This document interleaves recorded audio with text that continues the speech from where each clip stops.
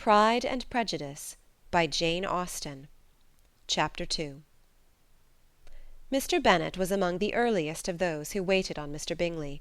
He had always intended to visit him, though to the last always assuring his wife that he should not go, and till the evening after the visit was paid she had no knowledge of it. It was then disclosed in the following manner. Observing his second daughter employed in trimming a hat, he suddenly addressed her with, "I hope Mr. Bingley will like it, Lizzie." "We are not in a way to know what Mr. Bingley likes," said her mother resentfully, "since we are not to visit." "But you forget, mamma," said Elizabeth, "that we shall meet him at the assemblies, and that Mrs. Long promised to introduce him." "I do not believe Mrs. Long will do any such thing. She has 2 nieces of her own. She is a selfish, hypocritical woman, and I have no opinion of her." "No more have I," said Mr. Bennet, "and I am glad to find that you do not depend upon her serving you." Mrs. Bennet deigned not to make any reply, but, unable to contain herself, began scolding one of her daughters. "Don't keep coughing so, Kitty, for heaven's sake! Have a little compassion on my nerves. You tear them to pieces." "Kitty has no discretion in her coughs," said her father. "She times them ill." "I do not cough for my own amusement," replied Kitty fretfully. "When is your next ball to be, Lizzie?" "To-morrow fortnight." "Ay, so it is," cried her mother, "and Mrs. Long does not come back till the day before, so it will be impossible for her to introduce him, for she will not know him herself." "Then, my dear, you may have the advantage of your friend, and introduce Mr. Bingley to her." "Impossible, Mr. Bennet, impossible, when I am not acquainted with him myself. How can you be so teasing?" "I honour your circumspection. A fortnight's acquaintance is certainly very little. One cannot know what a man really is by the end of a fortnight.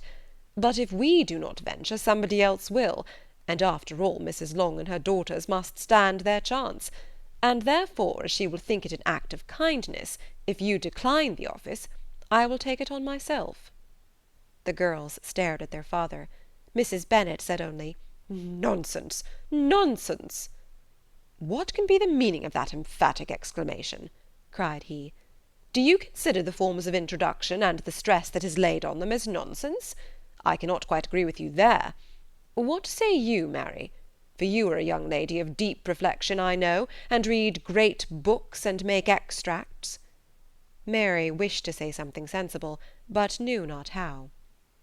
"While Mary is adjusting her ideas," he continued, "let us return to Mr. Bingley." "I am sick of Mr. Bingley," cried his wife. "I am sorry to hear that. But why did you not tell me that before? If I had known as much this morning, I certainly would not have called on him. It is very unlucky, but as I have actually paid the visit, we cannot escape the acquaintance now."